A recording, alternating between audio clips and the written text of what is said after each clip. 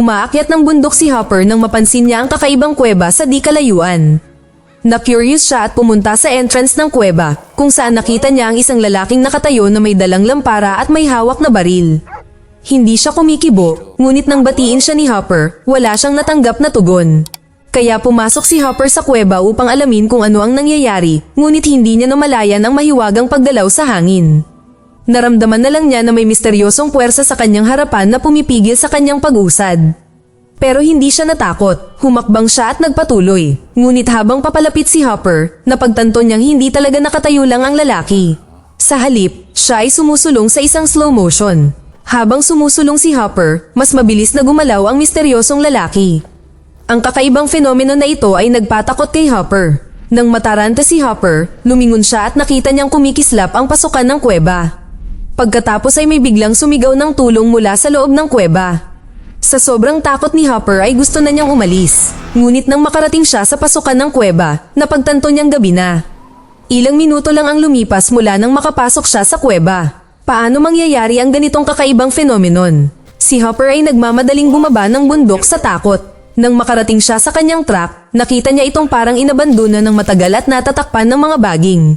Sinubukan niyang tanggalin ito, ngunit nasira ang lahat ng bahagi ng truck. Bumaba si Hopper sa truck at nakitang nakaparada sa tabi nito ang SUV ng kanyang estudyante. Nababalot din ito ng baging at napinsala ng husto. Napagtanto din ni Hopper ang kabigatan ng sitwasyon.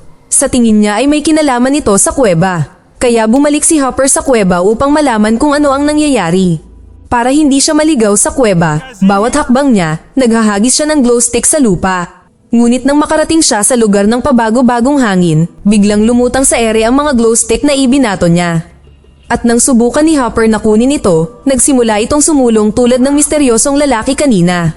Makalipas ang ilang segundo, bumagsak muli sa lupa ang glow stick at muling kumislap ang labas ng kuweba.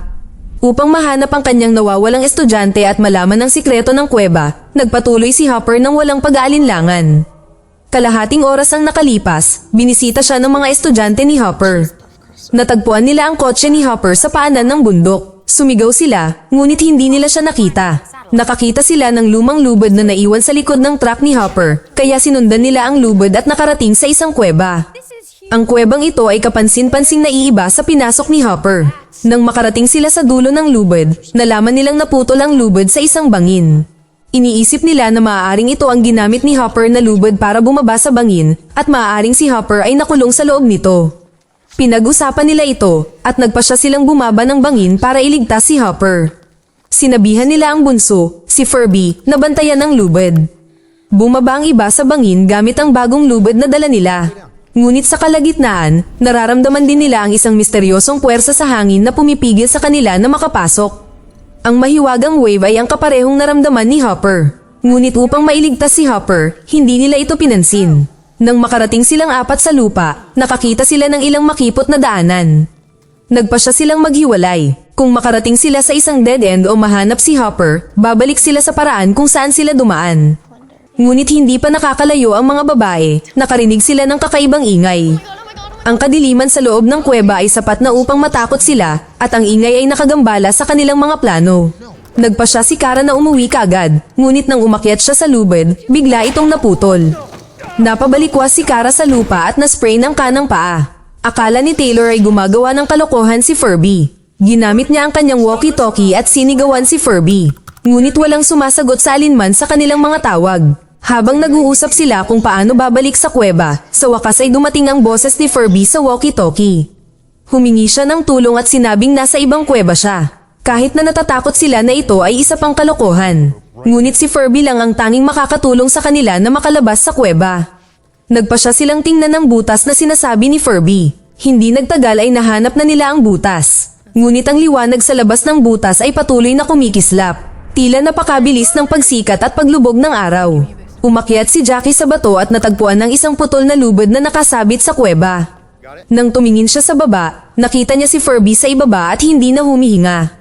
Naalimpungatan sila sa nakita. Kinuha ni Taylor ang lubid. Naisip niya na maaaring may nagputol ng lubid sa labas ng kuweba para patayin si Furby. Ngunit sino ang gagawa sa kanila ng masama sa hindi pamilyar na lugar na ito? Doon nahanap ni Taylor ang recorder na hawak ni Furby. Binuksan nila ang video at may natutunan pang mas nakakagulat. Hindi sinasadyang natagpuan ni Furby ang isa pang kuweba at nakita ang libro tungkol sa pamilya ni Hopper sa bukana ng kuweba. Nakasaad sa aklat na hinahanap ng pamilya ni Hopper ang Fountain of Youth. May kapangyarihan itong ibalik ang buhay ng mga namayapa na. Ngunit halos lahat ng miyembro ng pamilya ni Hopper ay nawala habang hinahanap ito. Ang ilan ay pinatay pa ng mga sakim sa kapangyarihan habang sinusubukang hanapin ito. At hindi nagtagal, naglaho din sa kabundukan ang pamilya ni Hopper. Kaya naisip ni Hopper na ang Fountain of Youth ay dapat nasa misteryosong kuwebang ito. Nang makita nila ito, hindi sila makapaniwala. Ngunit ang susunod na video ay nagpadala ng isang wave ng takot sa karamihan. Sinabi ni Furby na 9 na araw na niyang hinihintay ang kanyang 4 na kasama. Ngunit kalahating oras pa lang ang lumipas mula nang makapasok sila sa kuweba. Dahil 7 taong gulang pa lang si Furby, hindi siya marunong magmaneho. Kaya't naghintay siya sa kanila sa ibaba ng bundok ng 3 buwan. At sa wakas, nang maubos niya ang pagkain, kinailangan niyang pumasok sa kuweba para hanapin sila. Habang pababa na siya, mabilis na kumurap ang liwanag sa labas at pagkatapos ay naputol ang lubid. Bumagsak siya sa lupa at nawalan ng malay. Kahit na mahirap paniwalaan ito, kailangan nila itong tanggapin.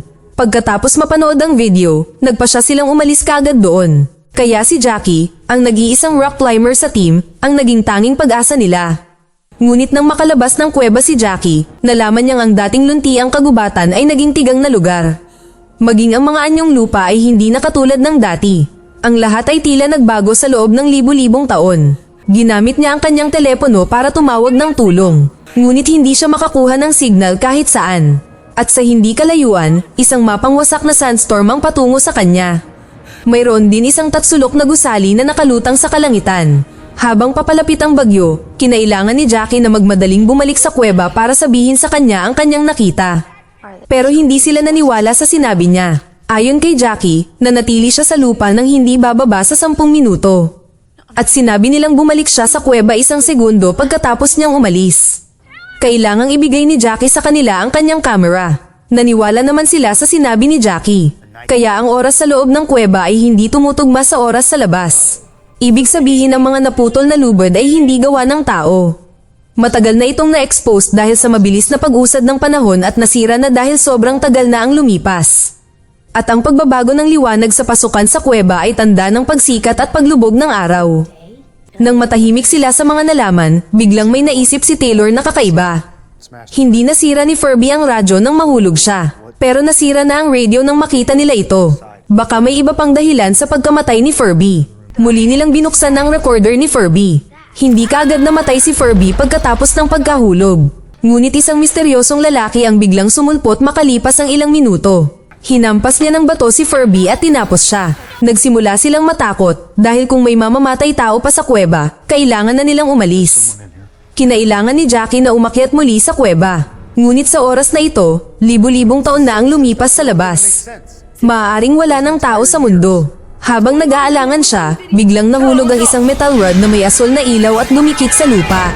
Pagkatapos ay nag-transform ito sa isang hagdan at lahat sila ay nakatingin na nagtataka. Natakot si Jackie na kumilos, ngunit sinabihan ni Taylor si Jackie na umakyat sa hagdan. Ngunit bago pa makaakyat si Jackie sa hagdan, biglang may lumitaw na figure sa ibabaw niya. Walang magawa si Jackie, kaya kinailangan niyang bumalik sa ilalim ng kuweba. Pagkatapos ay bumaba ang figure sa lupa. Isa itong lalaking 6 na metro ang taas na nakamaskara at may high-tech na suot. Takot sila sa lalaking ito na hindi tao.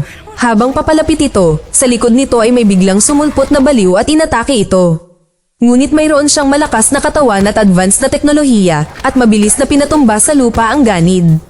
Gumamit siya ng kumikinang na bakal na bracelet para pigilan siya. Matapos pabagsakin ang ganid, muling tumingin kay Taylor ang lalaking nakamaskara. Ngunit nagsimula silang tumakbo ng mabilis, palayo sa estranghero. Sa kailaliman ng lagusan, natagpuan nila ang isang silid na may mga torch. Sa sahig, nakahiga ang 2 tao. Mukhang namatay sila ilang minuto lang ang nakalipas. Ngunit si Kara, na nakakita sa larawan ng pamilya ni Hopper, ay mabilis na nakilala sila bilang mga magulang ni Hopper.